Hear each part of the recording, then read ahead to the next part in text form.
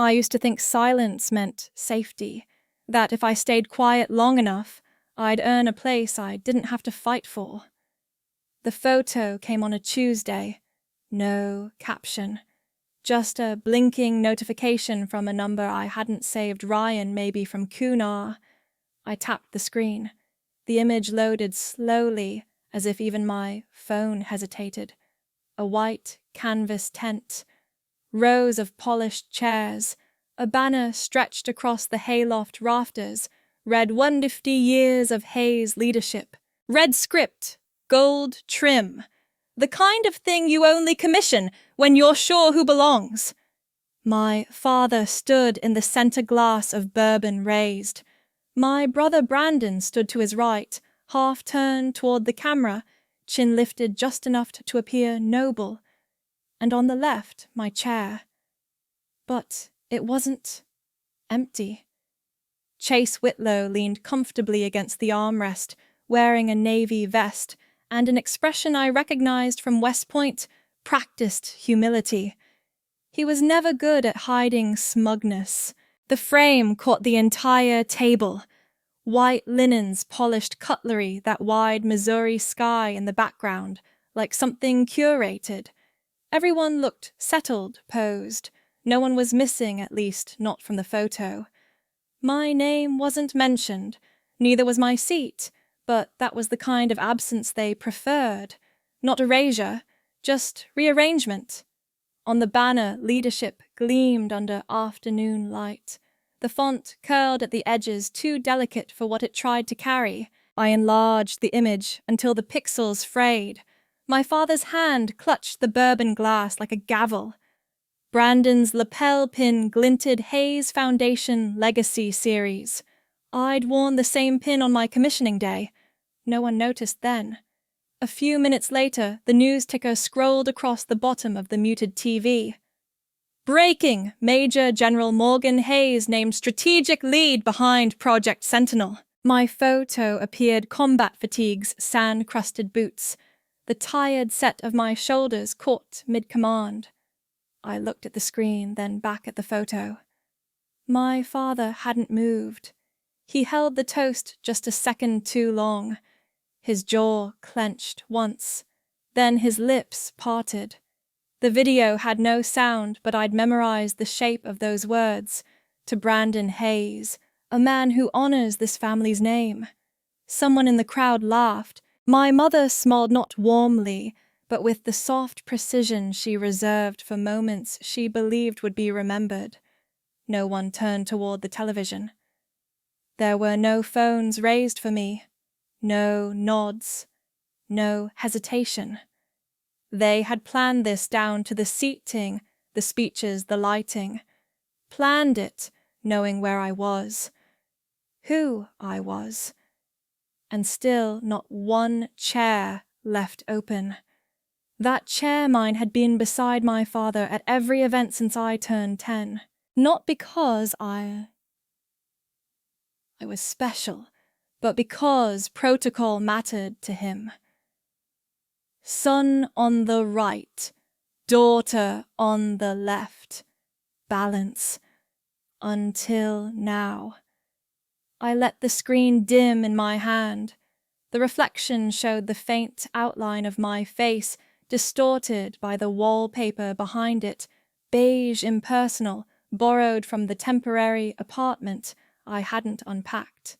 The bourbon glass caught my eye again. My father's hand had always been steady.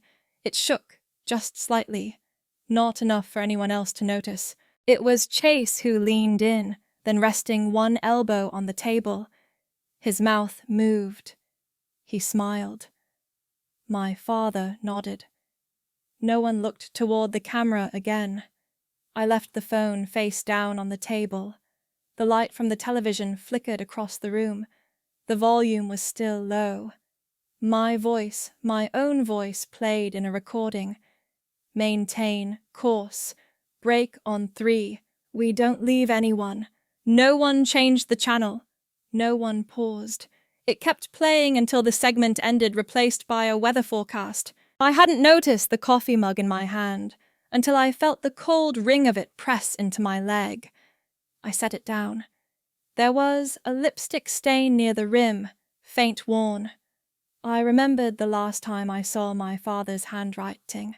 A check he'd mailed to Brandon signed Walt Hayes. No note, no explanation, just a number and a name. My last letter from him ended with, "Do what's right for the family." No one ever defined what that meant. They just expected I'd know. The banner in the photo hung straight anchored tightly to the beams, as if it had always been there. I looked at the chair again. No cushion, no ribbon, just another seat filled with the right kind of presence, the kind I was never allowed to be. That chair didn't belong to me anymore. Maybe it never did. I didn't reach for the phone again. I didn't rewind the news clip. I didn't text Ryan to ask why he'd sent it. I just sat there in a room where nothing had moved, where the only sound was the quiet buzz of a refrigerator too old to run smoothly. And I understood something I hadn't wanted to believe. They didn't forget me. They chose not to look. Some things don't rot because no one ever noticed they were alive to begin with. I used to send home pies, handmade, wrapped in foil-lined shoeboxes with crusts browned just enough to crack at the edges.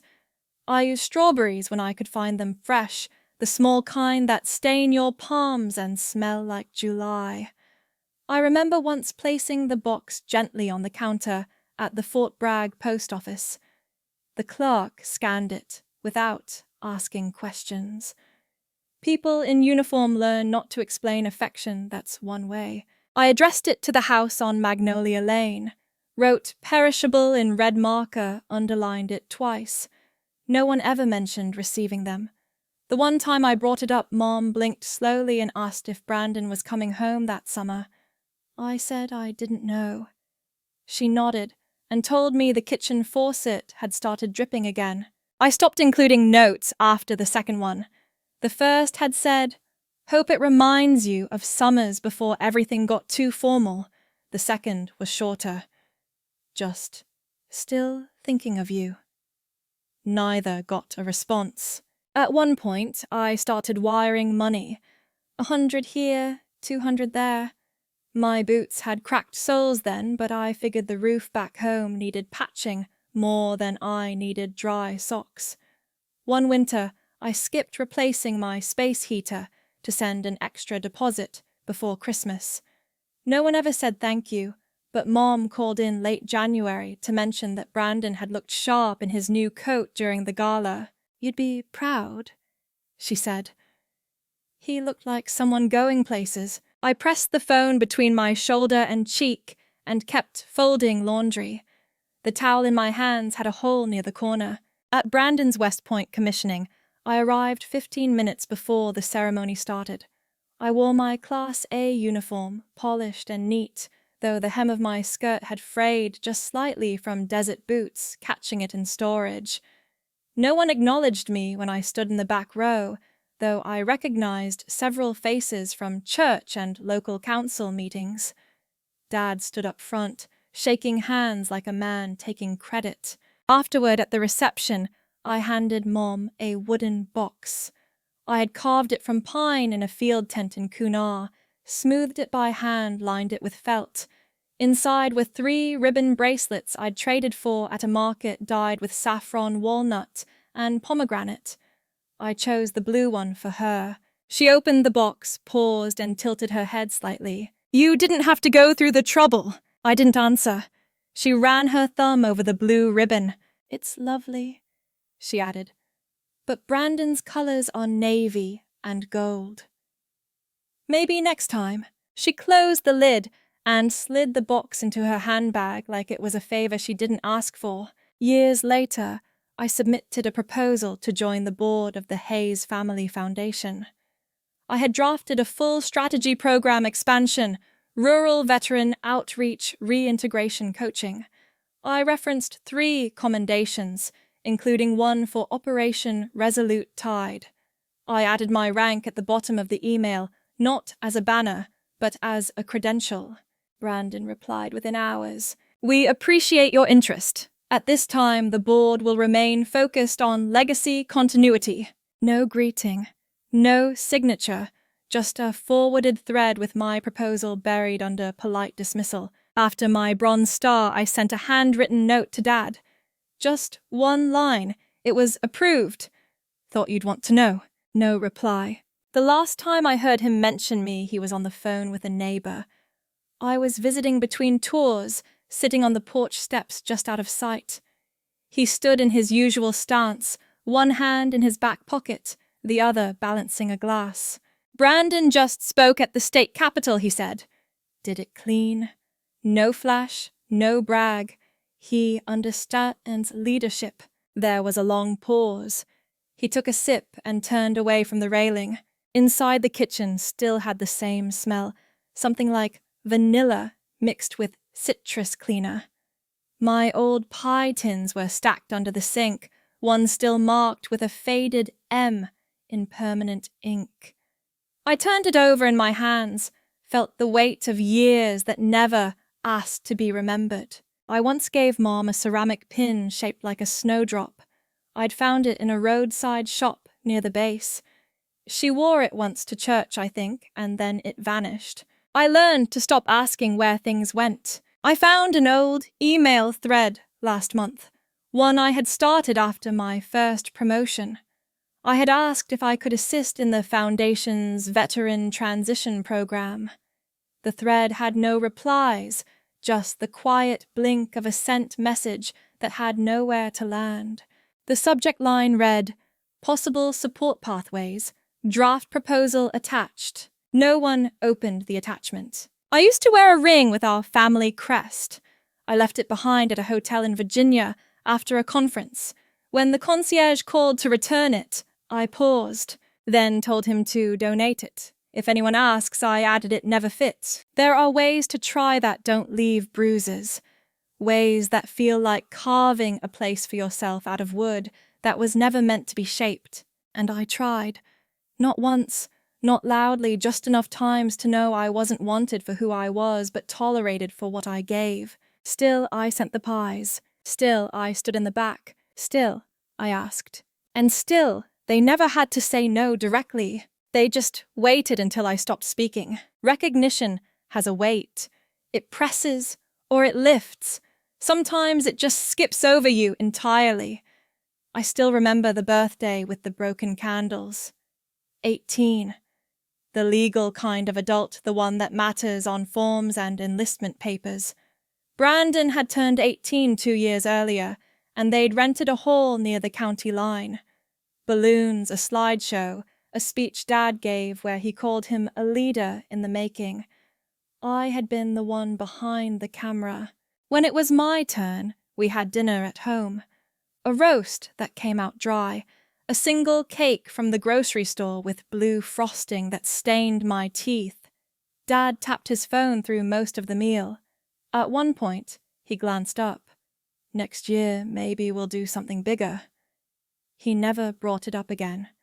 That night, I folded the receipt for the cake into a book I'd been reading, Military Ethics borrowed from a staff sergeant 2 floors up. I still have the book. The receipt's ink has faded. The first commendation I received was slipped under my door at base housing paper, stiff and still warm from the printer. I remember opening it slowly, letting the words settle. I mailed a copy to the house with a note. Just thought, you might want this. 2 weeks later, I got an envelope in return. A generic card, navy blue silver edges. Inside it read, "Proud of your accomplishments." Below it, in faint ink, Mom. There was no mention of the operation, no signature beyond that, no sentence that told me someone had actually read it. Brandon once got a diplôme on a chemistry midterm, and Dad made a joke about how even a genius needs to stumble. The joke became part of dinner table lore. I got top marks on my weapons certification and never heard a word. One Thanksgiving when I was home between deployments, Uncle Frank pulled me aside near the fireplace. His breath smelled faintly of scotch and cologne that never quite matched his shirt. He looked at my shoulder tabs and smiled tight. "You've done all right," he said. "But don't get too used to attention. Girls in this family were raised to support, not compete." He clapped my back like it was a closing statement. I went into the kitchen, rinsed a glass, and stayed there until the pie was cut. A few years ago, I found the family's Christmas card wedged in a pile of forwarded mail. Photo on the front, everyone posed on the farmhouse porch. Matching sweaters. The caption read, "Wishing you warmth from all of us. Walter, Linda, Brandon, Chase." And our daughter serving overseas. No name, no face. Just a placeholder. I pinned the card to the fridge in my barracks. A corporal stopped one morning chewing toast. "Your family?" I nodded. He pointed to the line at the bottom. "That you?" I nodded again. He walked away. I left the card there until spring. Then I folded it, carefully slid it between the pages of a training manual, and didn't look at it again. There was a time I wore a faded t-shirt from a 4th of July event we all attended when I was 13. It had the family logo on it, a stylized Och, and a bald eagle. I kept it through basic, then deployments, then more deployments. Eventually, the cotton gave way. One sleeve tore at the seam. I cut it into strips and used it to clean my rifle. No one ever asked what happened to that shirt. There's a box in the attic of the farmhouse that used to hold school trophies. Brandon's cross-country medals, his debate ribbons, even a kindergarten finger painting framed in plastic. Mine were once in a smaller box beneath it. Participation awards, a junior ROTC plaque. My acceptance letter to the academy. Last time I checked, that box was gone. The space had a stack of framed press clippings instead. Brandon at fundraisers, Brandon with senators. Brandon shaking hands with the governor. Someone had polished the glass. One summer, I bought my mother a pin in the shape of a maple leaf. She used to collect them back when she still wore scarves and soft cardigans. I gave it to her in the kitchen, wrapped in tissue paper, no occasion. She unwrapped it, turned it over once. "It's not real silver." I nodded. She set it on the windowsill near the sink. The next morning, it was gone. The following week, Brandon gifted her a framed photo of them at a fundraising gala. She placed it in the center of the mantel, moved the wedding photo aside to make room. That photo still sits there. I've sent letters. I never tracked emails I never followed up on. I've called and hung up before the first ring finished. I've given them exits from silence, and they've taken every one of them. I used to believe that being quiet was an offering, that if I didn't make it about me, they'd eventually choose to see me anyway. But it's not blindness. It's a such refusal. And the most lasting kind of forgetting is the kind they never have to apologize for, because to them, it never happened. They didn't take the house. They didn't take my name. They took the quiet things, the ones that go unnoticed until they're already missing. The email arrived on a Sunday, though it didn't say so. No subject line, just a string of characters and an attachment, label finalized. I opened it, expecting a scheduling update or a routine logistics notice. Instead, it was a scanned document, dry language, polite structure. The kind that tells you everything and nothing. My initials had been crossed out. The trust the family one established before I was born had been amended. My name was gone. Brandon's signature sat beneath the final clause, curled and centered like it had been practiced. I called home. The line clicked 3 times before the tone broke. "Oh, honey," my mother breathed. "I thought you wouldn't even notice." The pause was long, deliberate. "It's just a restructuring," she added. "Brandon said it was necessary, for the family's image, for continuity. Another breath. You're a general now.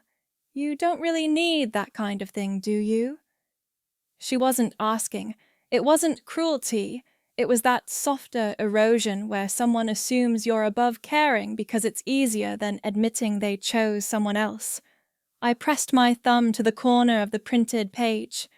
The paper was smooth, heavy. I folded it once then again, before placing it into the file where I kept my service citations.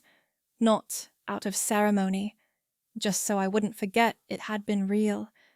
That same week I saw the interview, broadcast on the Military Leadership Forum, rerun twice that night. The headline read, "Rising Strategists in Modern Combat." The segment opened with Chase Whitlow, my cousin, standing beside a display titled Operation Iron Echo. He was speaking clearly, measured. The words felt familiar before I even registered why. Integrated terrain, synchronization, remote deployments in contested zones, stabilizing rapport through predictive modeling. Every line had once lived on my screen, written in the silence of forward operating bases under dim light. I recognized my phrasing, my cadence. The final slide bore the phrase I had typed with bare hands inside a wind-torn tent in eastern Syria. Iron Echo was built on trust, not fear. No citation, no footnote, no nod. Chase smiled. I had the honor of leading one of the most innovative teams in the history of this initiative. The anchor nodded. A legacy of brilliance clearly runs in the Hayes family. They didn't just remove me, they replaced me, and they made sure it looked natural. I watched the screen flicker until the lights in the room dimmed. On the coffee table sat a chipped mug from my first training rotation, Navcent 2009. The handle had cracked years ago. I kept it because my palm fit the shape. Mom texted later that night. One sentence. Don't make this into something personal. I didn't reply. I opened the message 3 times the next morning. I still didn't reply. There's a drawer in my office filled with drafts, plans, reports, hand-drawn maps. One folder is labeled Iron Echo, Prelim Strat. I flipped through it like someone reviewing a stranger's case. Brandon once told me that public silence is the last dignity we own. When I was 10, I broke a teacup in the dining room. I tried to glue it back before anyone noticed. It held for 3 days, then shattered again in Dad's hand. He didn't yell. He looked at the pieces and said, "Some things can't be made whole once you hide the damage." At the time, I thought he was talking about porcelain. Now I think he meant people. Later that week, a colleague forwarded me a photo from the Capitol. Chase again shaking hands with a senator. Behind them was my slide deck fonts, unchanged margins the same. One line still visible, "Victory without stability is a myth." I wrote that after 4 days of casualties and fog. My name had never been part of the event brochure. I checked the website. No mention. A few weeks before I'd been asked to review a doctrine proposal, but not to present. That slot had gone to Chase. He used my graphs. Dad didn't call. No one did. At the bottom of Brandon's email, there had been a line in smaller print. This change is effective immediately and has been reviewed by council. No explanation. No warmth. Just finality, dressed as protocol. I opened my closet and looked at the uniform bag. My dress blues hung inside, untouched. A thread had come loose at the cuff. I didn't fix it. The difference between being overlooked and being written out is the signature. They signed it. Together, on paper with pin. I once believed my rank would earn me a seat, that building something worthy would make me undeniable. But they had never wanted what I built. They wanted what they could use. And when they were done using it, they gave it a different name. Some exits don't need a door, just the decision to stop knocking. I didn't respond to the audit notice. I didn't ask for clarification. The message sat unread for 2 days before I archived it. No reply, no deletion. Just filed in a place where it could no longer tap against my conscience like a watch running out of battery. The small wooden box had once been a gift oak, lined with felt brass latch slightly crooked. I placed the commendations inside one by one. The ribbons curled slightly at the edges, colours still holding after years in dry air. A photo slipped out between 2 folders Brandon and I at the academy gates, his hand resting on my shoulder. I placed it face down. The last item was a letter from General Hawthorne, handwritten rare. I hadn't read it since the day it arrived. I folded it again without opening, tucked it beneath the stack. The latch clicked shut. I slid the box to the back corner of the storage unit, behind a stack of unused rations and a spare cot frame. I didn't label it. There was no ceremony to the act. No sigh, no second look. The Family Funds Advisory Board met quarterly. I had joined 5 years ago after multiple rejections. My name had finally been listed in the minutes 2 lines down from Chase's. This time I opened the agenda file, scrolled to the section labeled Review and Restructure, and clicked Resign. No comments, no exit statement. The form didn't ask for one. The confirmation email arrived within minutes. No one reached out. My phone lit up with a message from Chase. 1 line. Hope this isn't about ego. I turned the screen over on the table. That night, I reset my passwords. The personal inbox I had used since college, gone. I created a new one under a name I hadn't spoken aloud in years, my middle name and the county I first deployed from. For the security question, I chose what do you no longer need? The answer them. I blocked 6 numbers. Brandon, Mom, the family accountant, the estate lawyer, the old landline, and a private contact labeled unknown that always called on holidays. The bank app loaded slowly. I stared at the monthly auto transfer, a modest sum I'd sent back home for a decade. To help with upkeep, Dad once said. You know we do a lot behind the scenes. I cancelled it. The app asked for a reason. I left it blank. I had always assumed responsibility was the same as loyalty. There's a key on my ring that no longer opens anything. It used to be for the back gate at the Missouri property. I still carry it. Out of habit, maybe. Or maybe because removing it feels like giving the story too much meaning.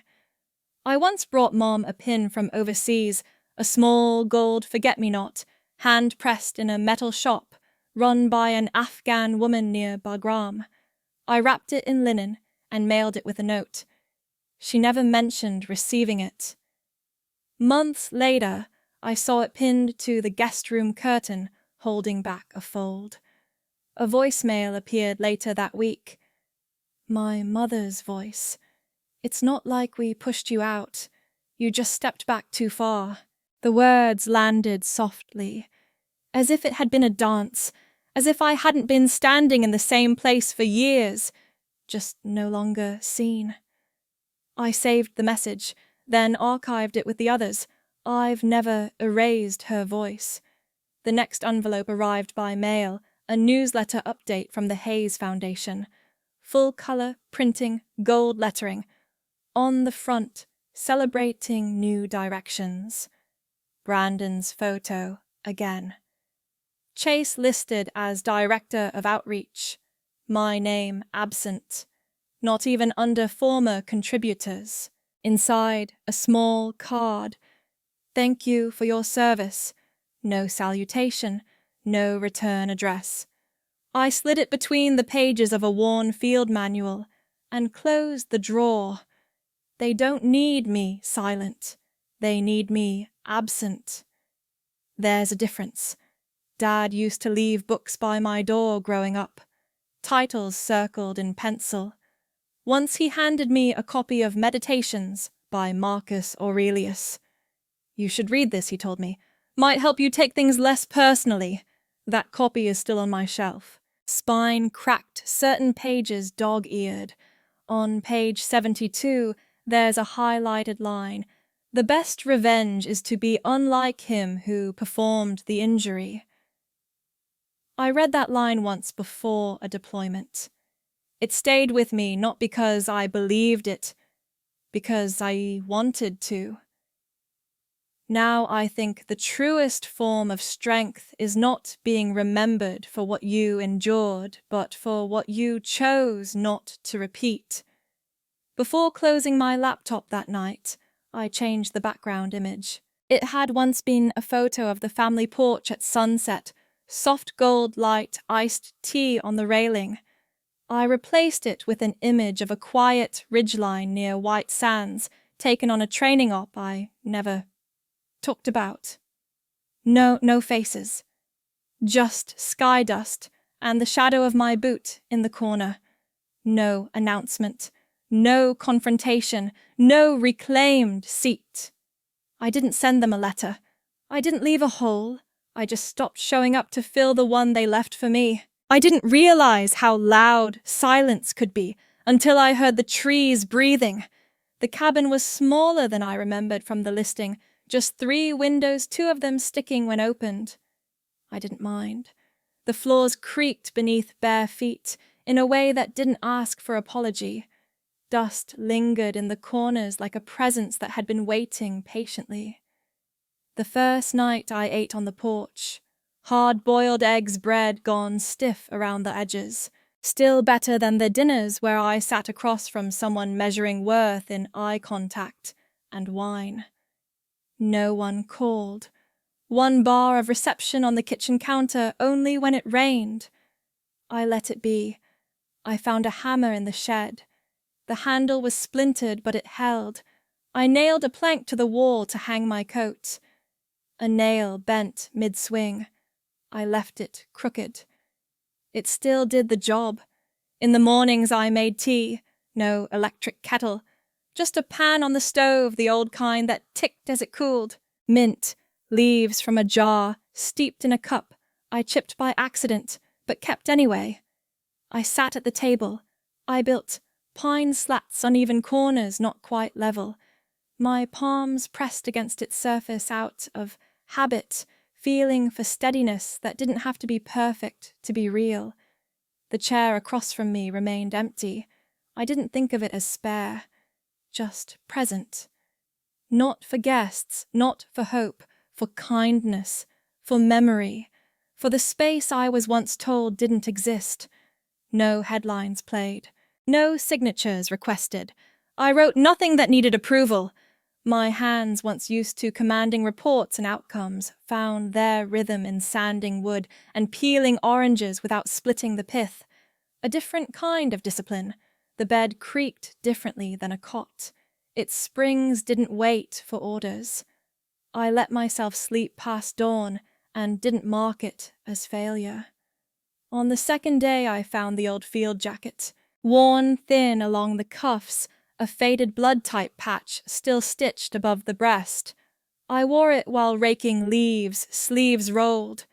A piece of paper slipped from the inner pocket.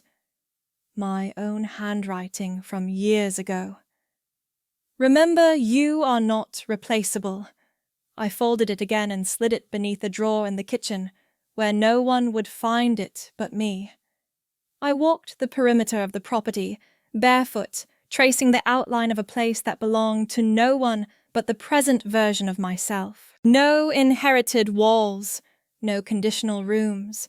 I didn't miss the sharpness in voices. I didn't miss the way a question from home always had a weight hidden under it. Like, are you really doing this? Or is that what you're wearing in a box under the sink? I found a rusted can opener dull at the teeth. I used it anyway. The act required patience, not everything needed replacing.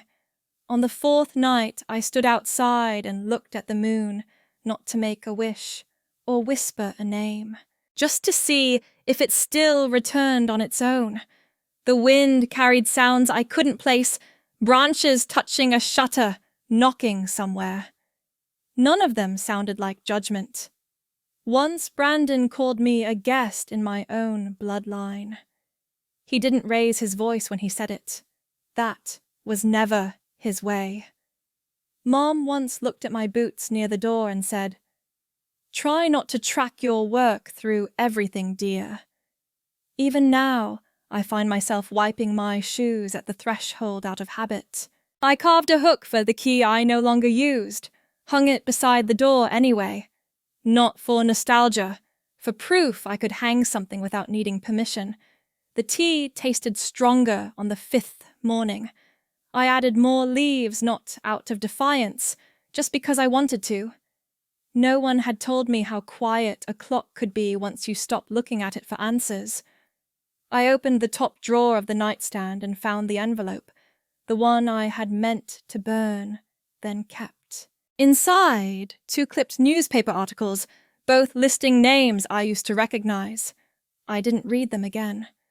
I placed a dried sprig of rosemary between them and shut the drawer.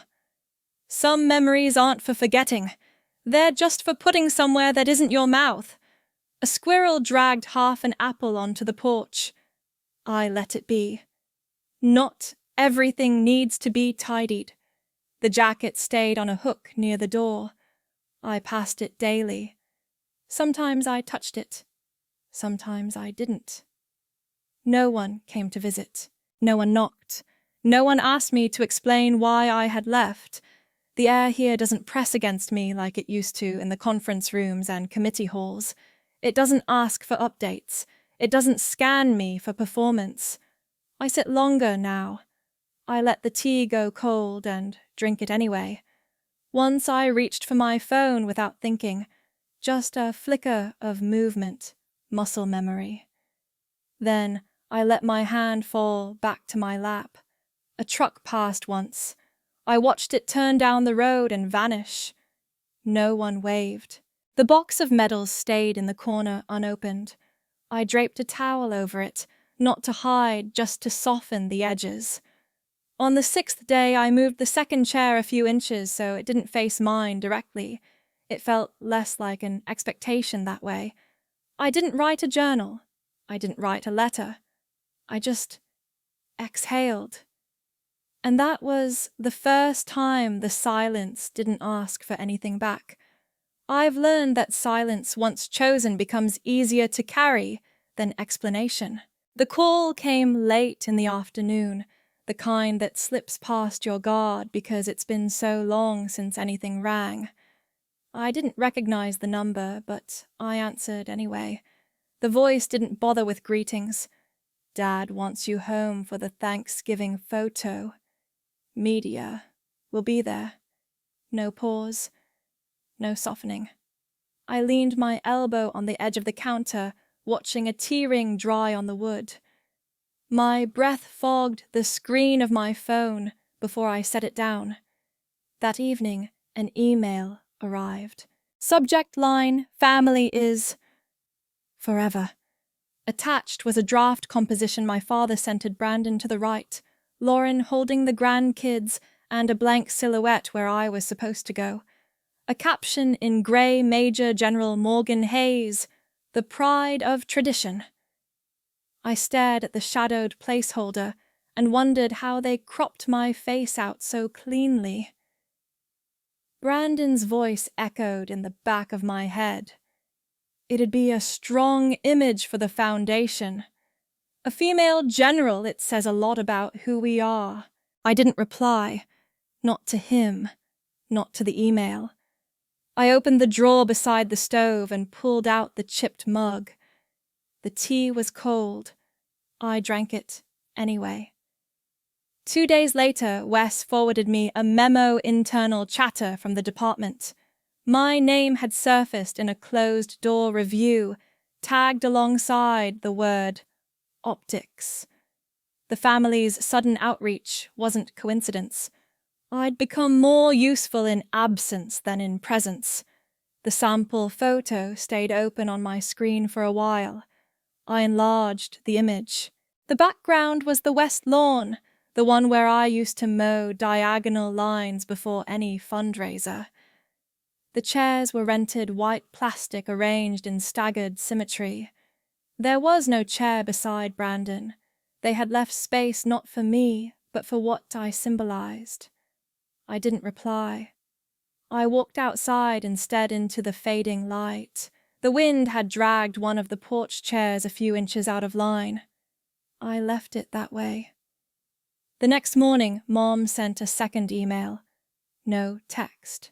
Just a picture from years ago, me in uniform, standing at attention, eyes forward. My father's hand hovered near my shoulder, but didn't touch. The image cut off just above my name tag. It looked deliberate. I pulled a notepad from the drawer. I wrote one sentence they remember me only when they need a symbol, then upfolded the page and slid it under the mug. 3 voicemails came that week. I didn't delete them. I didn't play them either. The notifications stayed on the screen until they dimmed. Wes called once from a secure line. His voice was low. They're positioning for an endowment extension. A united front plays well to the committee. You were the missing piece. I turned the radio on and let the static run until his call dropped. A letter came next, thick, cardstock embossed seal. Inside a formal invitation to a gala. My title printed in bold, no personal note, just logistics, and an RSVP line with a deadline already passed. I lit a match and watched it burn out before it touched the envelope. One afternoon I walked to the edge of the clearing where the pine fence had started to rot. I leaned against the post and looked back at the cabin. Smoke from the chimney curled without direction. I thought about the phrase, "family is forever." I tried it aloud just once. It landed on the air like a coin dropped down a dry well. At night, I sometimes imagined them rehearsing their lines. She's always been independent. She just needed time. Of course we're proud of her. I'd heard the rehearsed tone before, the one that smiles without bending the eyes. Mom's last message read, "We've left a spot for you just in case. Not for me. For the image. For the salvaged story. For a legacy that needed symmetry." I pinned the printed photo to the wall above the sink, not out of sentiment, to remember that erasure can wear a friendly face. The invitation yellowed beside it. I cleaned the table, tightened the loose screw on the chair leg, and poured fresh tea. Then I placed a second mug on the opposite side, not for company, not for them. Just for space that didn't ask me to explain myself. The day after the envelope burned, I swept the ash into a tin I used to store nails. One corner of the paper had curled into the shape of a question mark before collapsing in on itself. I didn't write anything about it. I just closed the lid. The chair on the porch creaked in the wind. I sat across from it, elbows resting on knees, watching the woods shift color. A deer passed through the tree line unbothered. I didn't move. The space between us was mutual. I thought about the photos they'd publish. My name underneath, but not my voice. My rank, but not my decisions. A uniform stripped of the body that earned it. They would wear my outline like a borrowed coat, just for the season, just until the spotlight passed. I brewed mint tea and let the leaves settle longer than usual. The cup warmed my hands without requiring anything in return. No performance, no role to uphold. On a scrap of brown paper, I wrote 2 words and taped it to the inside of the cabinet door. Not required. Not as a daughter.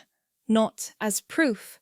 not as polish for a legacy that needed quiet women to stay quiet. The next time the phone rang, I let it buzz until it stopped. I didn't check who it was. I stopped measuring silence in minutes. The bookshelf leaned slightly left, but I let it. I found it at a church rummage sale on a Wednesday no one else showed up for. $5 with a boot-shaped watermark on the top plank and one leg shorter than the rest. I folded a campaign ribbon I'd never worn and wedged it under the corner.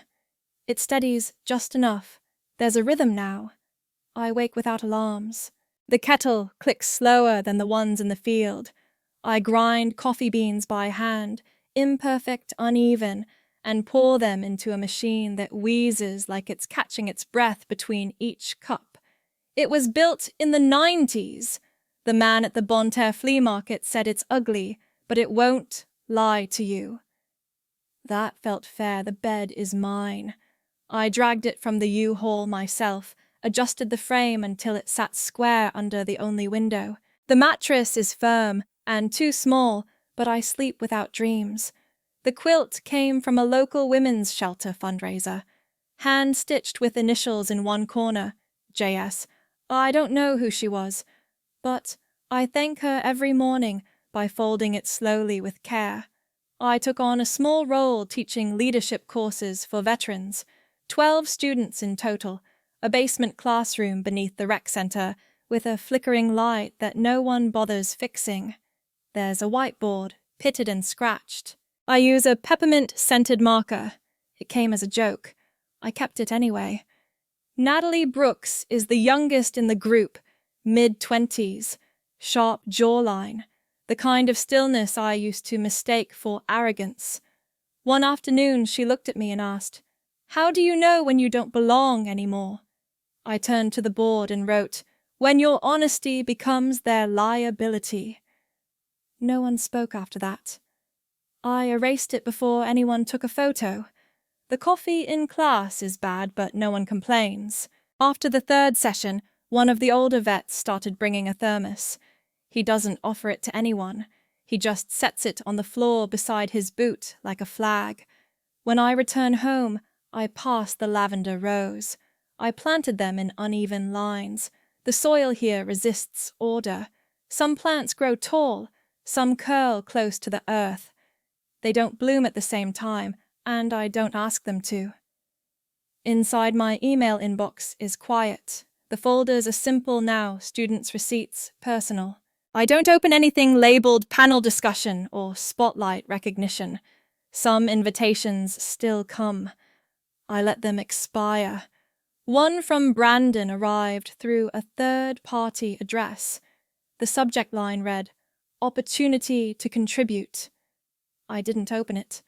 The table I built from pine is still rough. I didn't sand the corners well. I like how the grains catch my sleeves. On it rests a single spiral notebook with no header. I write short phrases in it, words I don't say aloud, names. I've let go of ideas that don't need applause. A small girl in town sells eggs door to door. Her father waits at the edge of the property watching. I give her exact change. She gives me eggs and a joke. Last time, why don't skeletons fight each other? I shrugged. They don't have the guts. I laughed, not because it was funny, but because her eyes checked my C for approval. I still carry a pocket knife my mother once gifted me when I left for ROTC. The blade is dull, but I use it to open letters or slice apples. The inscription on the handle is almost worn out now. Stay sharp. I don't think she remembered that pun when she signed the trust fund documents. There's a boy named Kyle in my Saturday group who always lingers after class. He says little, wears an old Air Force jacket even in heat. One week, he asked if I'd ever walked away from something that once meant everything. I replied with a question. Have you ever stayed long enough to forget who you were? He didn't answer, but he started bringing notes to share during the next session. I keep the garden small. No tomatoes. Too needy. Just herbs, wild lettuce, and lavender. A line of rocks marks the edge, each one chosen from a different trail I've hiked since arriving here. I never take more than one per place. Some still have dirt under them. I no longer check the Family Foundation's website. I assume they've updated their mission statement. Something noble, probably. Something forgettable. One day I found an old Hayes Foundation brochure in a box I'd never opened. My photo was on the last page, cropped tight. The caption read, "Supporting leadership across generations." They'd spelled my name right, but not my rank. I used it to line the bottom of the drawer where I keep seed packets. In the last session of the term, Natalie asked what we should do when silence feels heavier than action. I didn't answer. I turned the question back to the group. A man named Willis said sometimes silence is action. I didn't write anything that day. After everyone left, I stayed behind to wipe the board even though no one asked. The marker left a faint trace behind the word liability. I didn't scrub it out. Some things deserve to remain faintly visible, just enough to remind. The lavender will bloom again in late June. It doesn't ask for attention. It doesn't demand forgiveness. It simply returns. And so do I. Some closures don't need witnesses. I wrote the letter on paper thicker than necessary, the kind reserved for retirement announcements or wedding invitations. It had weight not just in the hand, but in the way it absorbed ink without bleeding. I used the pen my father once left behind on a trip to Fort Benning. Black lacquer gold nib, initials still faint near the clip. I'd never used it before. It didn't belong to me then. I began with no greeting. I decline all roles of representation for the Hayes Foundation now, and moving forward. Each sentence sat on its own line. No justification, no appeal to understanding. I didn't reference memories or plead context. I wrote only what belonged to me. I am not an asset, nor a medal, nor a legacy to be displayed. The words came slowly, but they didn't hesitate. I didn't revise. I didn't reread. The last line came on its own. This is not war. This is release. I left the signature blank. Below it, I tucked the old key into the envelope. It still bore the tag, North Barn. The metal had dulled where my thumb used to rest the leather string braid where it once looped around my belt. I folded the letter twice, slid it in beside the key, then sealed the craft paper envelope with a single strip of tape. No return address. The envelope didn't protest. It held the key without complaint, as if it too understood wait could be silent. I walked the 2 miles to the post office. The gravel shifted underfoot, soft from last night's rain. I passed the same rusted mailbox on the bend, the one painted red, white and blue, its flag permanently raised, even though no one lived there anymore. Inside the post office, the clerk didn't look up. He knew me by now. I handed him the envelope. Certified or express, I slid a 20 across the counter. Certified. He stamped it without comment. I didn't ask for a receipt. Outside, the wind had settled into stillness. No rustling leaves, no passing cars. I dropped my gloves into my coat pocket, pressed my bare hand to the metal drop-box slot, and held it there for one breath. Then I let the envelope go. The sound it made landing was almost nothing. I didn't linger. At home, I poured hot water over dried mint leaves in the chipped ceramic pot from the flea market. The one with the hairline crack no one else noticed. The steam rose quietly. I didn't time it. The table beside me held the small black box where I'd placed every badge, every coin, every letter that once felt like proof. I didn't need to open it. I knew where each item lay. The certificate with the wrong middle initial, The email printout where exceptional work was followed by subject to review. The press photo where I stood at the edge of the frame, cropped just enough to be polite. Next to the box, I placed the copy of the letter I didn't send digitally. I hadn't kept it for records. I kept it for posture. There's a stillness that comes when you stop asking to be seen. The porch chair hadn't moved since I assembled it. The second chair beside it remained unspoken for. I had never explained it, and no one had asked. It wasn't for forgiveness. It wasn't for family. It was for the part of me that once waited too long to speak, too long to leave, too long to believe my name could be borrowed without cost. I remember the last phone call with my mother. "Your father thinks you're being dramatic." The line had crackled, not from distance, but from disuse. "We thought you were stronger than this, that you understood what duty means." I'd stood by the window that night, phone in one hand, the envelope already sealed in the other. "What exactly are you releasing yourself from, Morgan?" I hadn't answered. The wind knocked softly against the glass, and I listened to the echo more than the voice. She waited for silence to sound like concession. "We raised you better." I hung up without sound, the line disconnected like a thread cut clean. There's a drawer I no longer open. It holds one family photograph, taken when I was 14. I keep it not for sentiment, but for scale, to remind myself how small the distance between people can be, and how impossible it still feels when no one turns their head. Some days I walk past it and pause with my hand resting on the knob. Not to open it, just to remember that I don't. The letter has been sent. The key no longer lives here. My name is not theirs to sharpen or soften depending on the press cycle. I don't wait for a reply. I don't rehearse what I'd say if they did. The blinds shift in the afternoon light. The floor creaks beneath the table. The kettle hisses. No one claps for the wind, and still it moves. I stopped keeping time by things that asked to be urgent. The kettle doesn't whistle. It clicks softly like a reminder without obligation. I don't rush to it.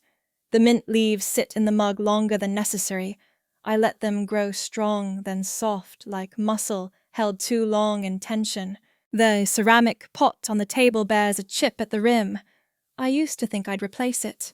Now I think I'd miss it if I did. The notebook stays open beside my T-spine, fraying the cover smudged with fingerprints that won't come off. I wrote something in it this morning. Nothing grand. Just light doesn't ask permission. Then I stopped, not because I was finished, but because I'd said enough. The porch creaks under me. One chair for sitting, one chair left empty, though not in mourning. I built it last week with leftover pine sanded just enough so it wouldn't splinter. It's not waiting for someone. It's not a gesture of loneliness. It's a space I didn't used to allow. I used to need explanations. Now I watch the steam curl from my mug and let it disappear on its own. There are still things I haven't unpacked. The small wooden box sits near the door. I don't move it anymore. I don't hide it, either. Inside are medals, photographs, and letters I once sent home. Some came back unopened, some never went out. I used to trace my name on the envelopes. Now I leave them still. Nothing new has arrived in weeks. No forwarded messages, no forms disguised as concern.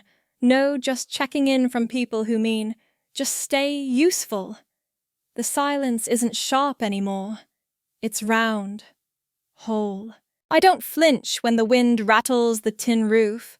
I no longer expect my phone to buzz. Some part of me once wanted a last apology, even if it came dressed in pride. Now I feel the weightlessness of not waiting. Yesterday I trimmed the lavender along the back fence. It's taken to the soil better than I expected. I planted it without knowing what it needed. Now it tells me in color and scent. Some things grow when you stop demanding they prove themselves. The second porch chair rocked in the breeze once, and I caught myself thinking of Brandon, not in anger, just in outline. The shape of him at the Thanksgiving table, rehearsed smile tie, always too tight. "It'd be good for the foundation if you showed up," he said once, like I was a suit to be zipped into place.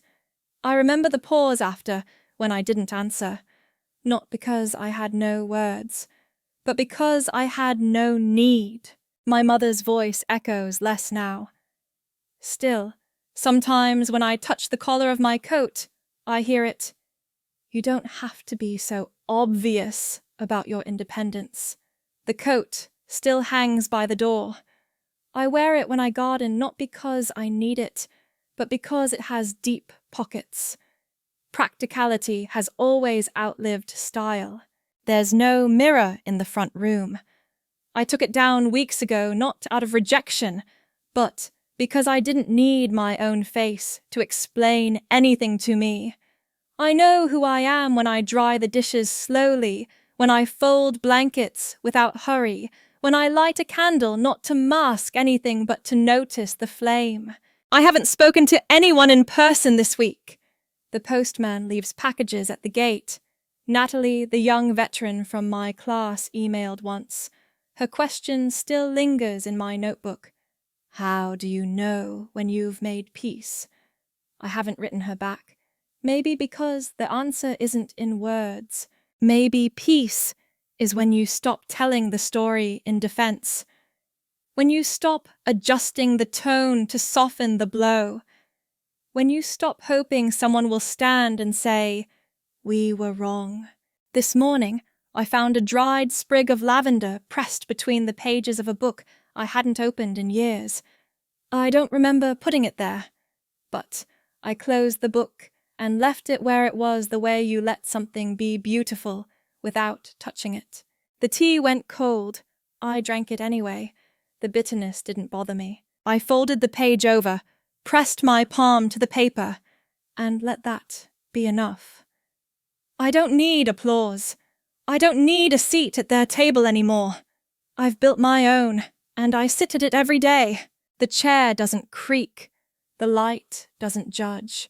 The tea may cool, the blinds may shift, the walls may stay unpainted, but everything in this space, including me, belongs. Not because someone allowed it, but because I no longer ask for proof. The door stays open. I've stopped locking it during the day. The breeze moves through the cabin like it has permission. Maybe that's what this is now, living without permission, without disguise. Nothing aches, nothing burns, the silence is complete, not in emptiness, but in presence. I am here, and that is enough.